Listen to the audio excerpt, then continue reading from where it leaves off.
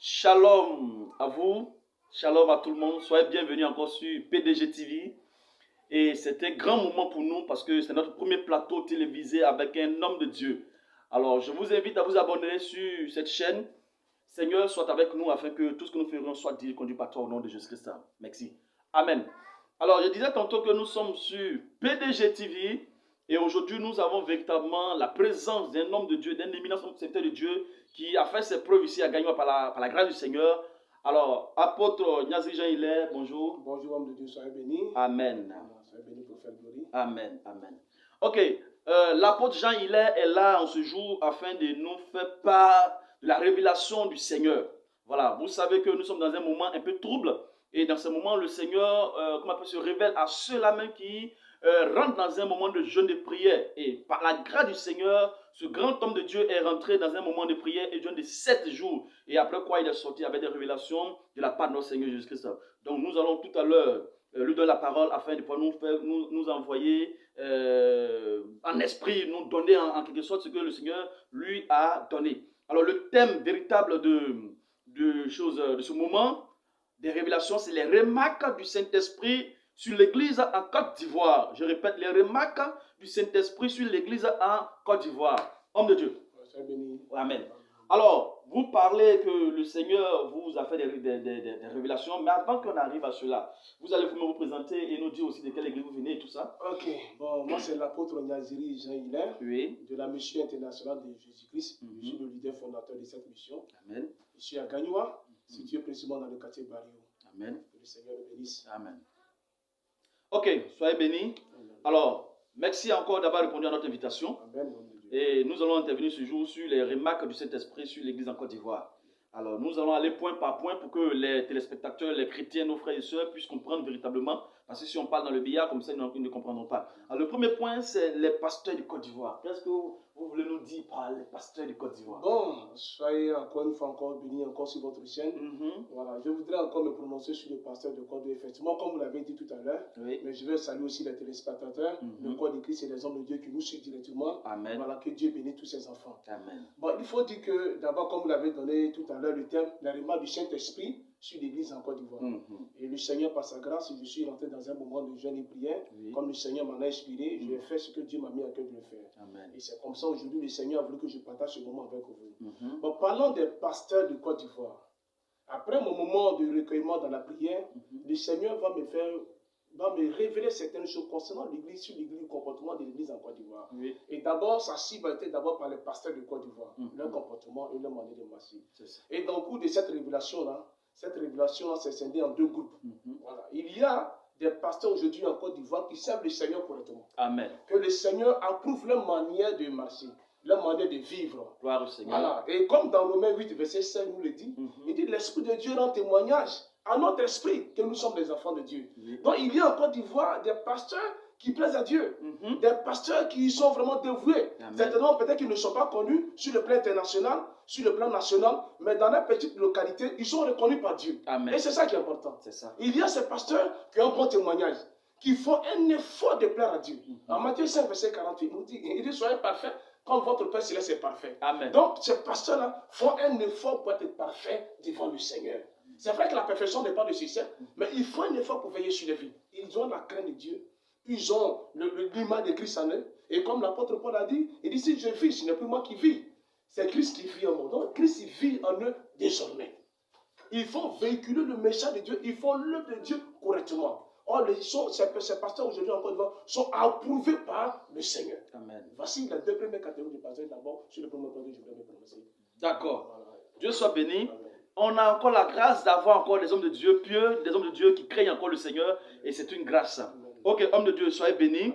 Nous allons passer directement à la deuxième révélation, je vais dire, c'est la déviation de certains pasteurs en Côte d'Ivoire. Oh, ce qui est vraiment éplorable de savoir qu'il y a des hommes de Dieu quand même qui ont dévié, mais je pense que le Seigneur va nous aider afin que ces personnes reviennent sur le bon chemin. Homme de Dieu, qu'est-ce que Dieu vous a concrètement dit sur la déviation des pasteurs en Côte d'Ivoire? Ok, que Dieu le bénisse.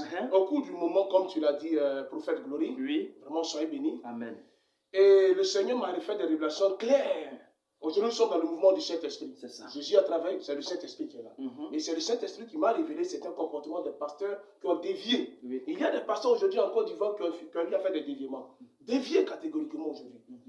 Et quand je parle de la déviation de certains pasteurs ici en Côte d'Ivoire, c'est tout simplement qu'il y a des pasteurs qui sont se lever des dieux étrangers.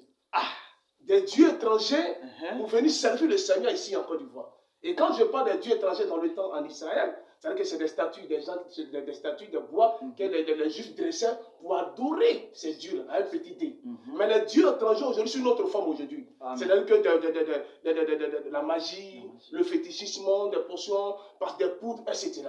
Pour faire des révélations, des miracles, pour attirer tout le monde dans leur communauté. Donc c'est pas ça aujourd'hui en Côte d'Ivoire, vraiment on dévie catégoriquement. Et le Seigneur Jésus-Christ n'approuve pas les mandats de marcher. C'est ça. Voici le premier point sur lequel je voulais me prononcer vraiment là-dessus.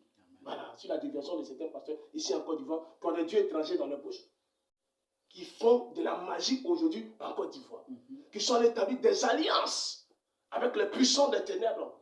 Et ces pasteurs aujourd'hui se retrouvent dans des loges mystiques et sataniques et démoniaques. Et ce qui est quand même déplorant dans cette situation, ils font croire sur le plan national et international, ou même aux enfants de Dieu, que ce qu'ils sont là vient de Dieu. En réalité, ça ne vient pas de Dieu, c'est le diable qui leur a donné. C'est le diable qui leur a donné, et le diable leur a récompensé. Et le diable aussi fait des miracles, fait des choses, des révélations.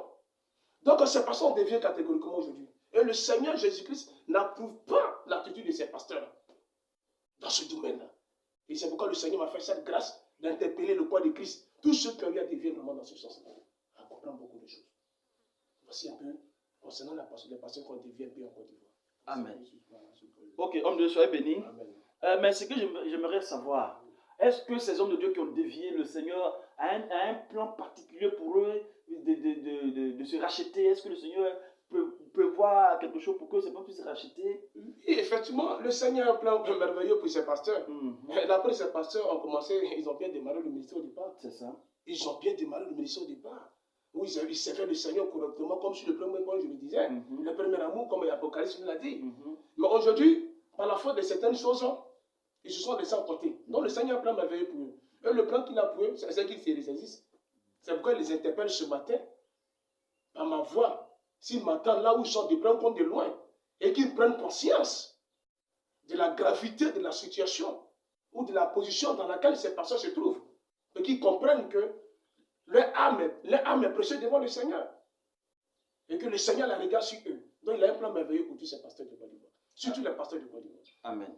Soyez bénis. Amen. On va rester encore un peu de la déviation de certains pasteurs en Côte d'Ivoire. Voilà. Mais quel est le mode véritablement du travail? Est-ce que le Seigneur vous a aussi révélé cela? Oui, effectivement, le Seigneur m'a révélé le mode de travail pour le faire gloire. Ici en Côte d'Ivoire. D'abord, le premier point. Il y a des pasteurs aujourd'hui qui se sont laissés emporter par la cupidité. Quand je parle de la cupidité, l'amour de l'argent. Voilà, aimer l'argent plus que Dieu. Pour des matériels, l'argent, l'argent, tous les prix, l'argent. Et c'est ce qui a causé aujourd'hui ce désastre un peu sur le plan spirituel dans la vie de certains pasteurs. Voici ça, l'argent. Et à force d'aller chercher l'argent, comme on le dit, vous finissez par rejeter le Seigneur, mais ça rend compte. Voilà, vous le comprenez. Voilà, vraiment c'est déplorable. C'est déplorable pour ces pasteurs qui se sont laissés emporter par le matériel. Et à ça, non seulement ça encore, il y a la gloire aussi, le deuxième point, la gloire. Aujourd'hui, j'ai l'impression que ce que je remarque aujourd'hui, comme le Seigneur a tiré mon attention pour voir, j'ai l'impression qu'on sait Dieu pour de la gloire ou la célébrité. Nous ne venons pas dans le ministère pour avoir la gloire. C'est Dieu qui donne la gloire. C'est le Seigneur qui élève. Mais la plupart de certaines personnes aujourd'hui font, c'est-à-dire que quand ils arrivent et qu'ils décident d'exercer pleinement le ministère, à tous les prix, va les renommer. Donc c'est Dieu qui élève l'homme. C'est Dieu qui donne la renommée. Donc quand on a déjà cet esprit-là en nous, là, vraiment ça ne glorifie pas du tout le nom du Seigneur. Parlant de la célébrité de certaines personnes à tout prix. Ok. Soyez bénis. Amen. Et n'oubliez pas de partager cette vidéo-là partout où vous serez et de vous abonner aussi à PDG TV. Ok, nous continuons. Alors, nous allons maintenant toucher le point de l'église. De l'église, Dieu aussi a fait des révélations à l'homme de Dieu concernant l'église. Oui. Ok, 2 minutes sur la division, pasteur. 2-3 points. D'accord, ok. Vas-y. Maintenant, concernant, merci beaucoup de m'avoir donné cette occasion encore. Il y a aussi le salut, le message aujourd'hui qui est prêché aujourd'hui dans le corps pastoral. Comme je le disais dans le premier point, il y a des pasteurs qui sont ceci, qui prêchent le message de la repentance. C'est ça. Pour attirer les âmes vers le royaume des cieux. Mais il y a des pasteurs aujourd'hui qui se sont laissés emporter par le message de la prospérité aujourd'hui en Côte d'Ivoire. Le message de la prospérité, c'est biblique. Mais aujourd'hui, c'est devenu l'une des doctrines fondamentales aujourd'hui en Côte d'Ivoire. L'une des doctrines. Dieu va te bénir, Dieu va t'élever. Atteint les 5 ans aujourd'hui, le message du salut même est rejeté catégoriquement. Donc le Saint-Esprit interpelle ces pasteurs. Il les interpelle à prendre conscience par rapport à la mission qu'il les a confiée. Par rapport à la mission qu'il les a confiée. Le message de la prospérité. Et quand aujourd'hui, la plupart nous regardons dans nos congrégations, des révélations, tu vas voyager, mon drone a décollé, mon avion a décollé, mon avion atteint à Port-Boué, à l'aéroport de Marseille. C'est là-bas, je suis dans ton pied, et je suis dans ton cœur. Vraiment, c'est beaucoup de choses à la fois. Et je le dis, c'est beaucoup de choses à la fois. Oh, le Seigneur nous a confié un message clé que nous devons vraiment partager pour que son œuvre puisse avancer. Donc, le message de la prospérité doit essayer de recadrer, revoir encore certaines choses. Et voici un peu vraiment sur ce côté-là. Et surtout encore, mais l'orgueil. Aujourd'hui, après le corps pastoral, on a de ces titres aujourd'hui. Vraiment, j'ai béni Dieu pour cette occasion que tu me donnes, homme de Dieu, de m'exprimer aujourd'hui sur ta chaîne. Et comme cette chaîne est internationale, et bientôt, elle sera connue mondialement, j'ai béni le nom du Seigneur pour ça. L'orgueil aujourd'hui a pris certains pasteurs. L'orgueil. Ils ont tous les titres aujourd'hui. Ce n'est pas le titre qui fait ministère aujourd'hui. Et c'est ce que le Saint-Esprit m'a interpellé au cours de mon moment de jeûne et prière. Aujourd'hui, on est archevêque, aujourd'hui, on est bishop, aujourd'hui, on est apôtre, aujourd'hui, on est référent, aujourd'hui, on est haut bishop, on est très, très, très haut bishop, mais c'est déplorable. Oh, il y a 7 ministères que le Seigneur nous a confiés. Mais pourquoi ne pas s'attirer à ces 7 ministères et travailler correctement comme le Seigneur le veut? Et c'est déplorable aujourd'hui. Aujourd'hui, quand on n'appelle pas un pasteur, c'est-à-dire que référent, mon bishop, ça devient un souci. Donc le Seigneur interpelle ces pasteurs aujourd'hui de prendre conscience. L'orgueil l'a fêté aujourd'hui qu'après le corps de certains pasteurs aujourd'hui, c'est pas bon. Donc que Dieu nous bénisse. Amen. Apôtre Jean Hilaire est notre invité sur PDG TV. Amen. Alors nous allons continuer, mais apôtre, bon, une prochaine fois on va revenir dessus. Voilà, alors nous allons parler maintenant de la révélation que le Seigneur a donnée sur l'église en Côte d'Ivoire. Très bien. Voilà. Concernant l'église en Côte d'Ivoire, prophète Glory, l'église en Côte d'Ivoire est malade. Quand le Seigneur m'a interpellé dans ce moment de jeûne et prière, l'église, d'abord j'ai béni Dieu pour cette situation de coronavirus qui est arrivée. Et j'ai dit mes condoléances à toutes les familles qui ont traversé ce moment difficile sur le plan international comme national ici. Comme en Côte d'Ivoire, il y a des cas encore présentement. Que Dieu soutienne toutes ces familles. Mais ce moment de silence de l'église, est-ce que tu peux t'en rendre compte que pour faire gloire, on peut fermer une église de Dieu? Quand il y a une situation dans un pays, c'est l'église qui doit se mettre en prière. Oui. Mais si les autorités de ce pays qui ont décidé, pour l'heure de fermer l'église juste un temps par rapport à la situation, c'est que quelque part, Dieu cautionne cette fermeture. Normalement, c'est l'église qui doit se mettre au travail. L'église est fermée, un temps de silence, pas de prière. Donc, c'est un moment de prise de conscience de l'église aujourd'hui. Et le Saint-Esprit m'a dit que l'église aujourd'hui a perdu sa valeur en Côte d'Ivoire, a perdu son poids. Et c'est comme ça que le Seigneur m'a fait des remontrances concernant l'attitude de l'église aujourd'hui en Côte d'Ivoire. Elle a perdu son autorité, elle a perdu sa valeur. Aujourd'hui, regarde un peu, homme de Dieu. On prend pas ça, on le met en prison. On prend pas ça, on arrête.